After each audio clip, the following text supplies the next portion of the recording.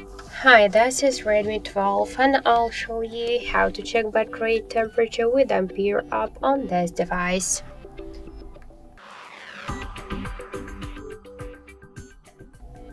So first we should open the Play Store and in the search pool we should enter the Ampere.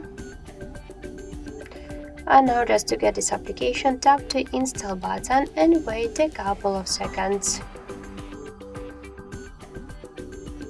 So then just tap open button, tap to agree, pick close and click to OK, and now we could see here